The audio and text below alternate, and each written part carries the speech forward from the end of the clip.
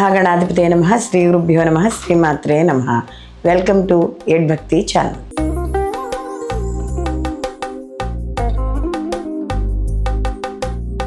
రవి గ్రహ యొక్క మార్పు ప్రతి మాసమనందు కూడా ఈ రవి ఒక్కొక్క రాశిలోకి సంచారం చేయడం అనేది జరుగుతుంది.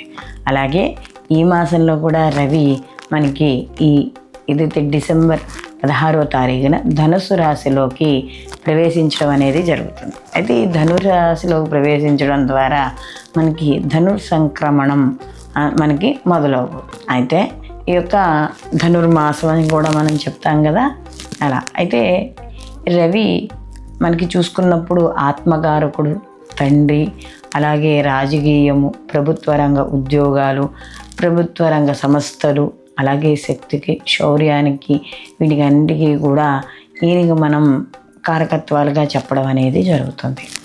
అయితే సహజంగా రవి ప్రతి మాసమునందు మార్పు చెందినప్పుడు కొన్ని రాశుల వాళ్ళకి మిశ్రమ ఫలితాలు, ఇంకో రాశిలో వాళ్ళకి అధమ ఫలితాలు, తర్వాత వాళ్ళకి శుభ ఫలితాలు కొంతమందికి ఇవ్వడం అనేది ఇది సహజం, ఇది జరుగుతూ ఉంటుంది.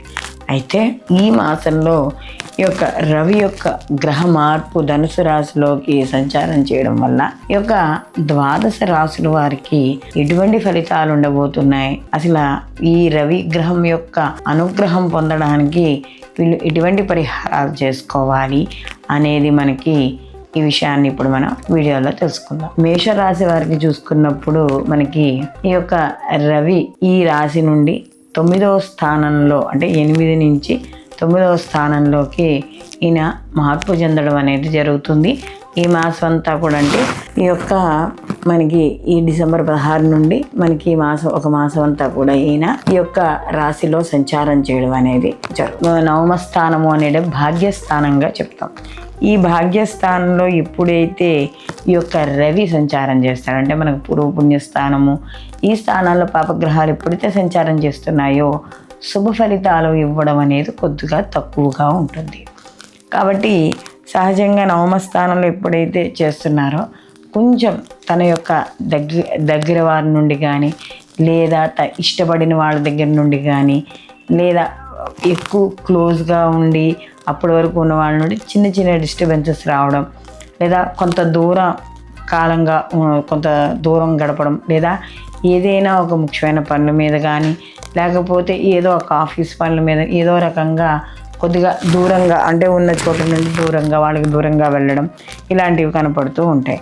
అలాగే ఒక్కోసారి ఎక్కువగా ఆలోచించడం వల్ల మానసిక ఇబ్బందులు, అంటే ఎక్కువగా ఆలోచించి ఏదో అక్కర్లేని ఆలోచనలోకి వెళ్ళిపోవడం, ఇలాంటివి కనపడుతూ ఉంటాయి.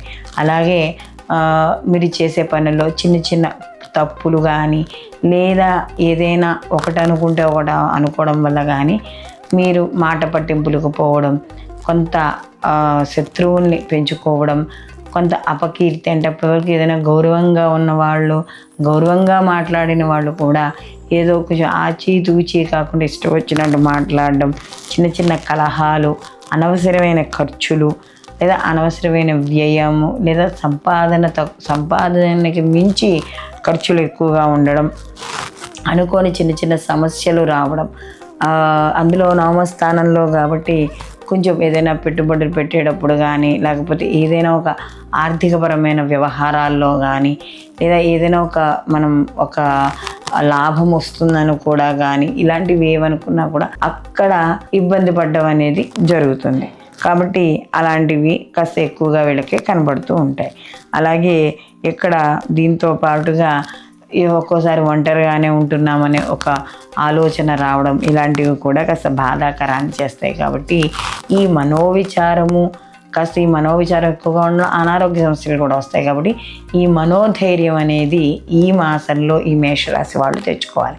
కాబట్టి ఈ మనోధైర్యాన్ని తెచ్చుకోవాలి అనుకుంటే వీళ్ళు ప్రతిరోజు కూడా ఉదయాన్నే సూర్యోదయానికి పూర్వమే లేచి వీళ్ళు ప్రతిరోజు కూడా సూర్య నమస్కారాలు చేసుకోవడం, ఆదిత్య హృదయ పారాయణ చేయడం ద్వారా ఈ మనోధైర్యం అనేది తెచ్చుకొని మీ పనులు సకాలంలో పూర్తి చేసుకొని ఎంతటి మీకు ఇబ్బందికరమైన పరిస్థితులనైనా కూడా నిలబడి పూర్తి చేసుకోవడం అనేది జరుగుతుంది. స్వచ్ఛమైన స్ఫటికలింగాలు, రుద్రాక్షమాలలు, జాతి రత్నాల కోసం ఈ కింద నెంబర్ని సంప్రదించగలరు. సర్వేజన సుఖినో భవంతు. లోకా సంస్థ సుఖినో భవంతు.